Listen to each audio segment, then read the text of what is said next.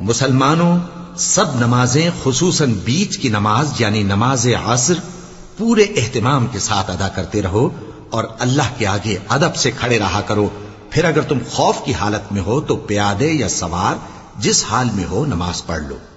پھر جب امن و اطمینان ہو جائے تو جس طریق سے اللہ نے تم کو سکھایا ہے جو تم پہلے نہیں جانتے تھے اللہ کو یاد کرو.